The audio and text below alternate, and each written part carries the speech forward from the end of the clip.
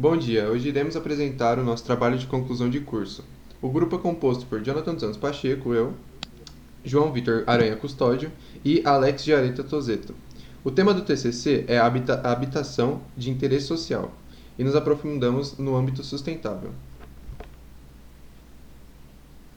Foi-nos requisitado, conforme o tema escolhido pelos professores, que fizéssemos um projeto de condomínio de habitação de interesse social com 16 casas em um terreno de até 4.500 metros quadrados.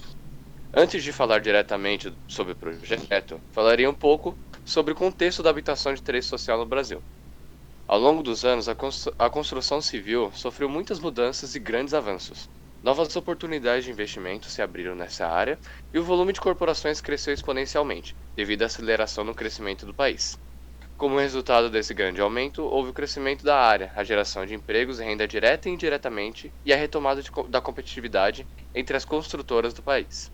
Fruto dessa competitividade, as empresas abriram seu capital e tiveram seus resultados expostos publicamente, o que chamou a atenção para a busca de investidores nacionais e internacionais. Para que o nome dessas empresas e credibilidade fossem realçadas no mercado imobiliário, era necessário apresentarem novas propostas para diferentes âmbitos sociais, como as habitações de interesse social, HIS.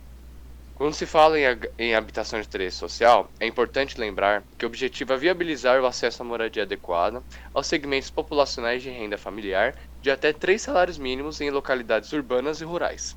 Segundo um relatório de 2016 do Programa das Nações Unidas para os Assentamentos Humanos, ou NOBITAT, existem 881 milhões de pessoas vivendo em favelas nas cidades dos países em desenvolvimento.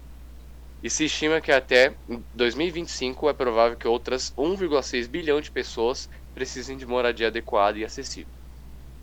Ainda segundo o ONU Habitat, a habitação acessível é aquela adequada em qualidade e localização, que não custa tanto a ponto de impedir que seus moradores de arcar com outros custos básicos de vida ou ameaçar o seu aproveitamento de direitos humanos básicos.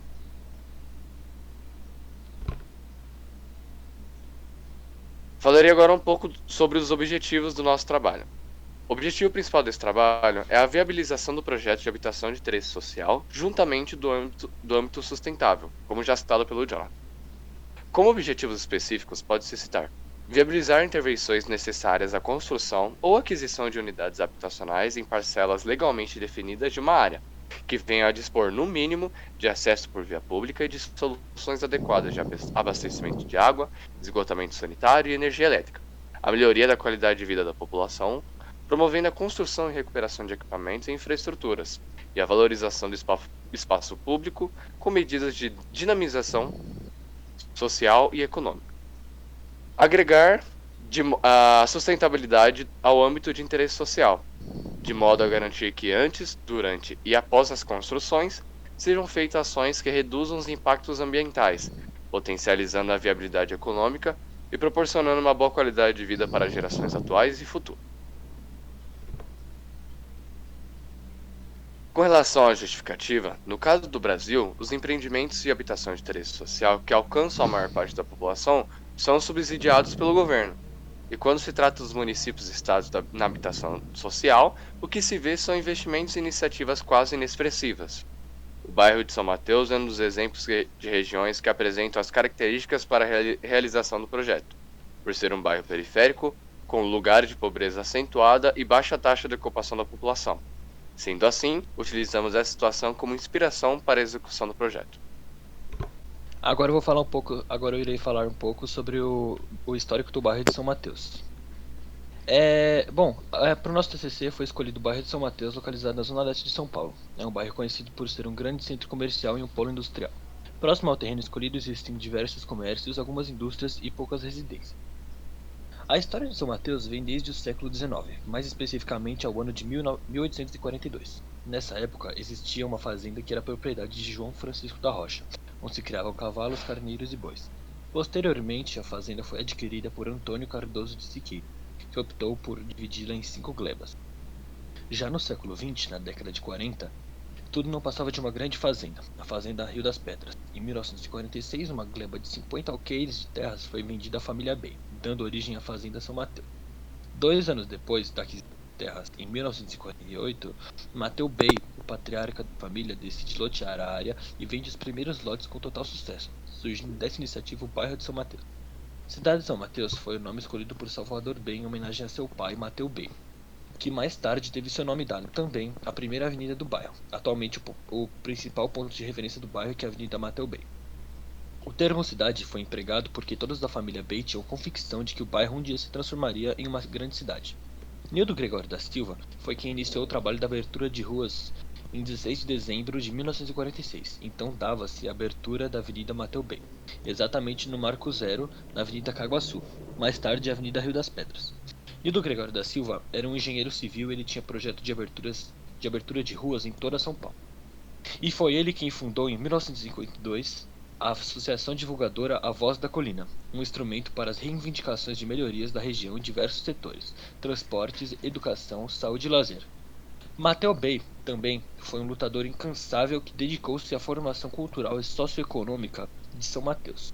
Foram muitos anos de perseverança e fé. E, em agradecimento a tudo que fez por São Mateus, seu nome foi dado a uma praça, situada no início da Avenida Mateu Bey. Deixando um legado de lutas e conquistas como herança aos familiares e aos moradores de São Mateus, Mateu Bey faleceu em 11 de maio de 1956. Agora falarei sobre o expansionismo do bairro de São Mateus. O bairro de São Mateus sempre teve muito presente esforço e dedicação dos moradores para que ele crescesse. Ele cresceu e nasceu através de lutas populares. E no bairro de São Mateus há pessoas de diversos credos, raças e tendências políticas, das mais diversas. E elas se reuniam num só objetivo: transformar esse lugar da zona leste da capital num bairro de fundo.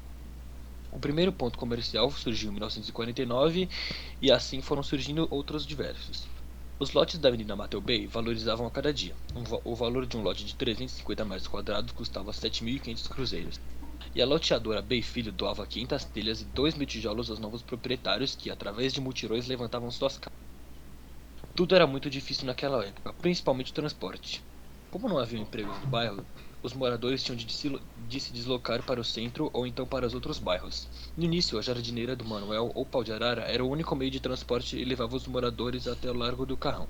Em 1950, 2 ônibus começaram a fazer o itinerário até a Avenida João 23.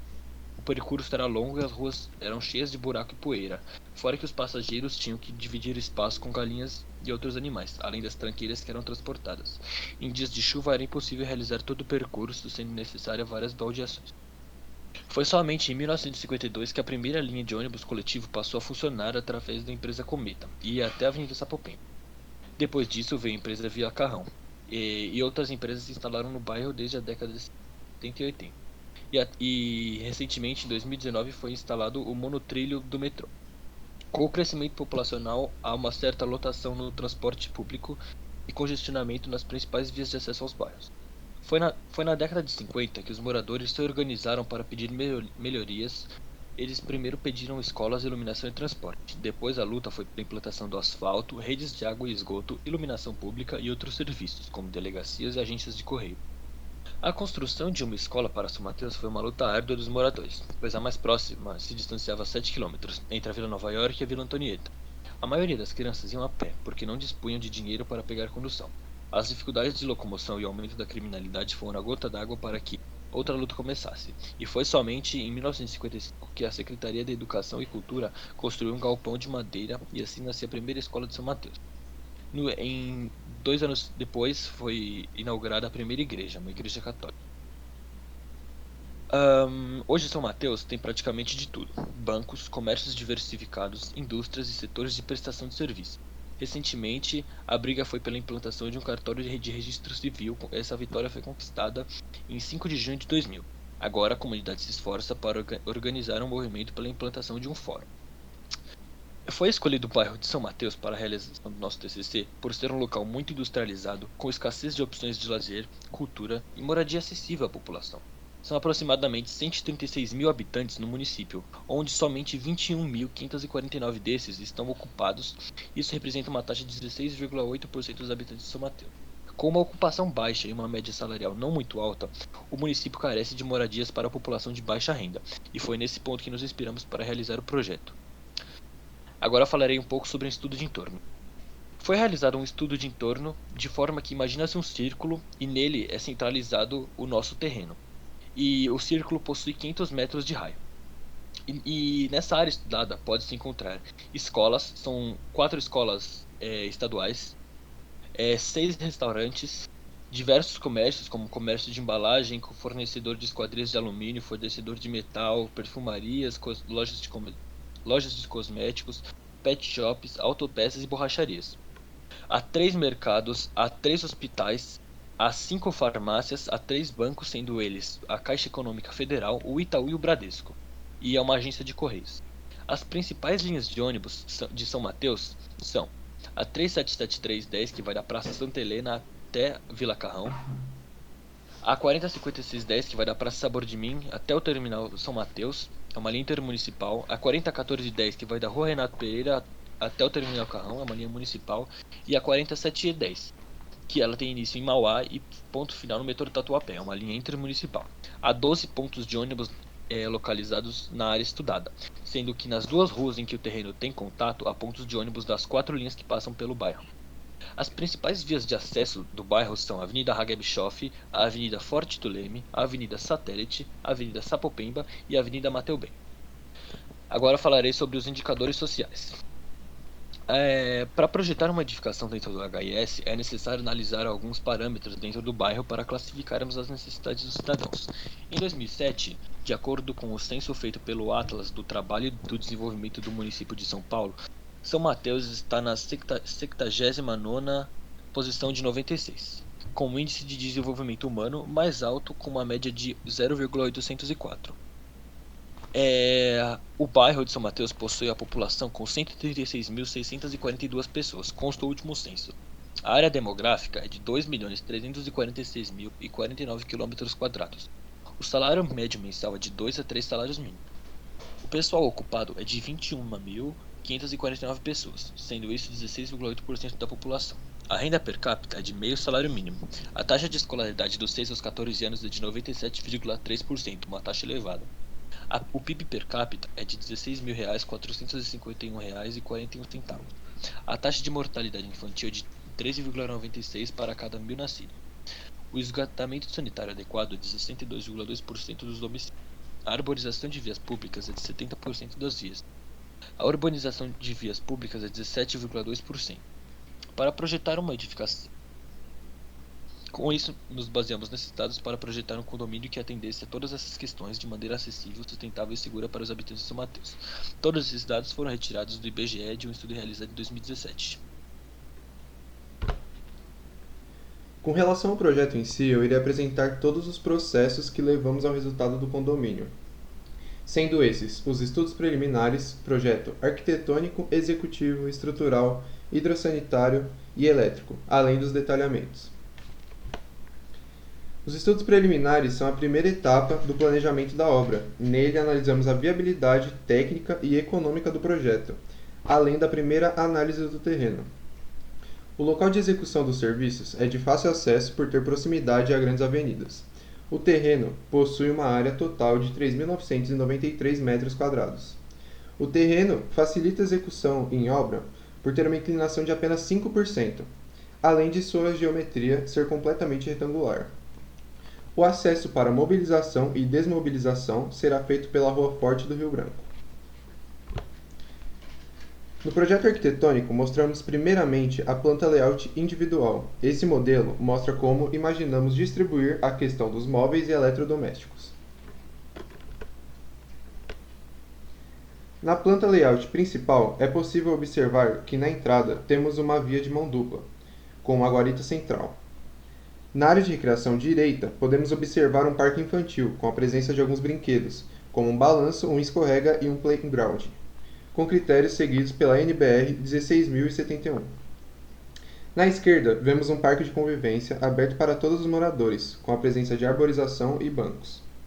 A rua de acesso possui uma largura de 10 metros, além de percorrer o comprimento do condomínio. As casas foram divididas de forma igual, sendo 8 casas por lado. Elas possuem decaimento com um muro de arrimo de 30 cm a cada 2 casas, para seguir a inclinação natural do terreno. Ao fim do terreno, podemos observar uma área de vegetação, na qual decidimos manter sua inclinação como forma de talude natural. Projeto executivo individual detalha especificações como a área de cada cômodo, os blocos fixos, sendo esses os que necessitam de instalações hidráulicas, além dos detalhamentos de esquadrias, que serão apresentados mais à frente. A planta executiva do terreno exibe as medidas do distanciamento essenciais de cada espaçamento entre ruas, calçadas e etc. No corte fachada AA, podemos visualizar horizontalmente a disposição do projeto.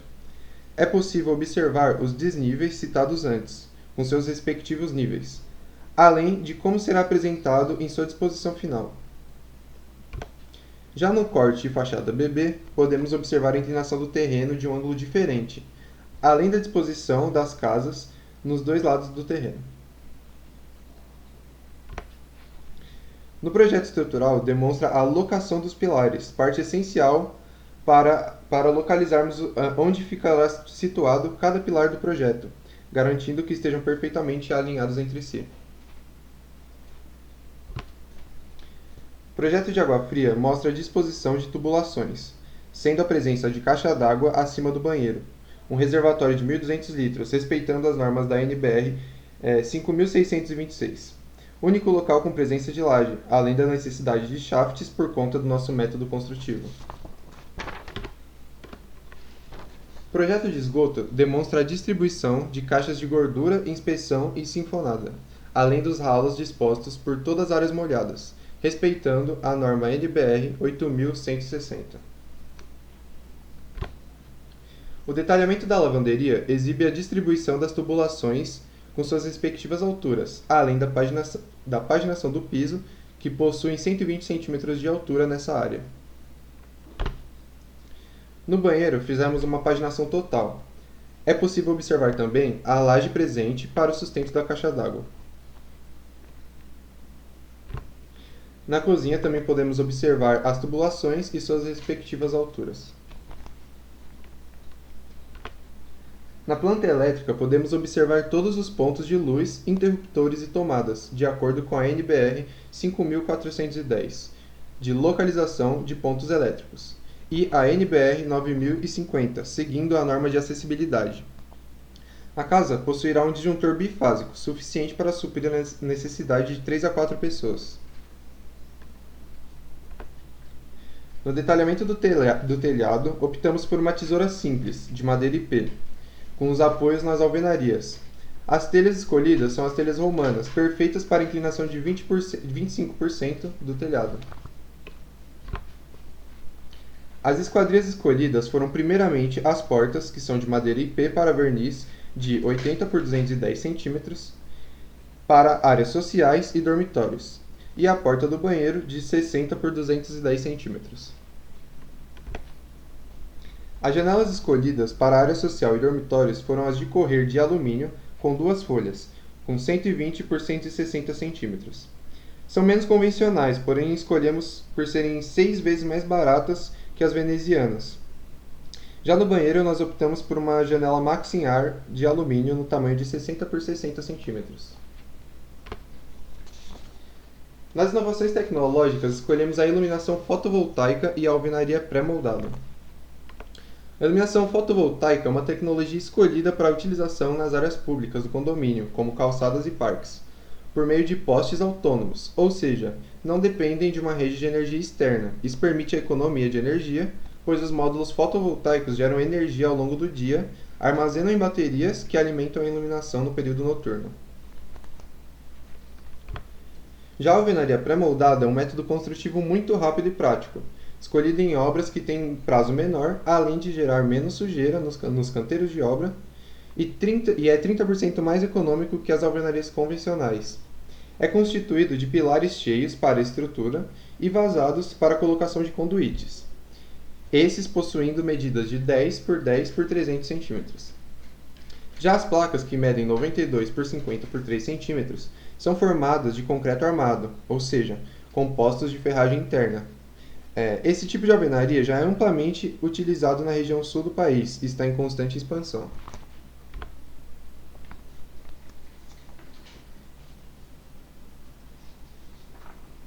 Agora falarei um pouco sobre os materiais e o detalhamento de cada área.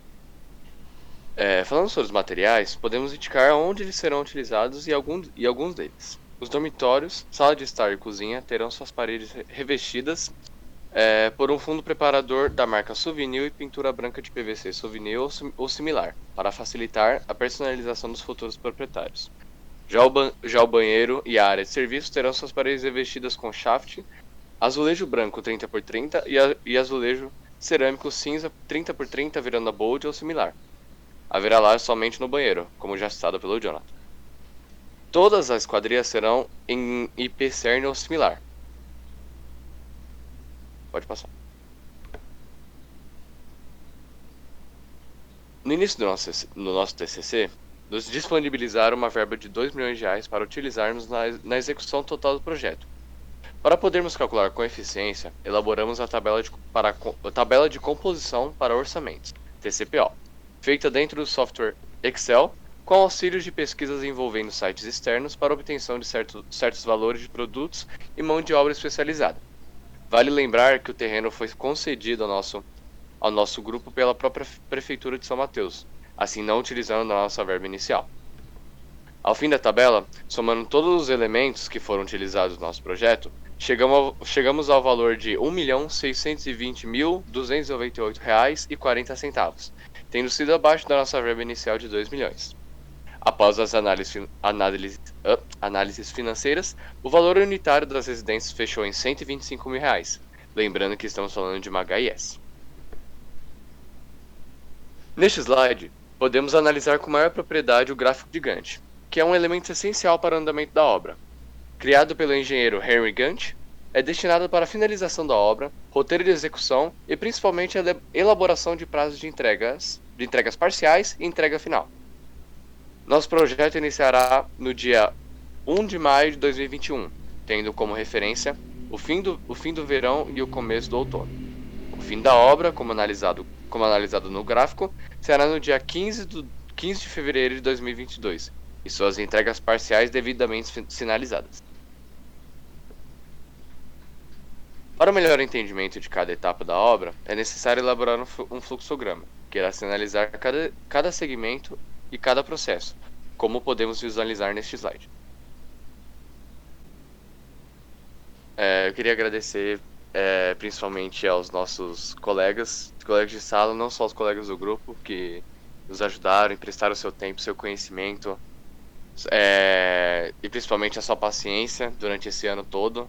Todo mundo sabe que foi um ano difícil. Queria agradecer aos meus familiares pelo apoio, pelo professor João Carlos de Souza Nascimento, que ajudou muito com sua paciência, explicando cada matéria que a gente precisava para a elaboração do projeto. A professora Clara, que puxou nossa orelha muitas e muitas vezes e nos fez aprender da melhor forma, que é estudando e pesquisando. Ao professor Ademir, também pelas aulas e projetos de estrutura.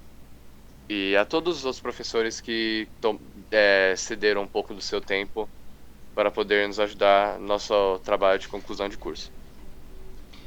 Eu queria agradecer primeiramente a todo mundo que pôde assistir hoje e aos professores, em específico o JC e a Clara, que ajudaram a gente durante todo o projeto. E a todo mundo que pôde apoiar a gente durante todo o processo do TCC, né? Aos meus familiares, que me apoiaram muito, e aos meus amigos também, que se não fossem eles eu não teria conseguido fazer isso sozinho. Bom, eu gostaria de agradecer primeiramente a minha família, que sempre me apoia em tudo, aos meus professores, que me deram todo um direcionamento, toda uma ajuda em tudo que eu precisei, a Clara, o JC, ajudando em tudo sempre, o Ademir ajudando nas aulas de estrutura e tudo mais, aos meus colegas de sala, que sempre me ajudam com tudo que eu preciso, e aos meus colegas de grupo, que foram essenciais para a realização desse trabalho.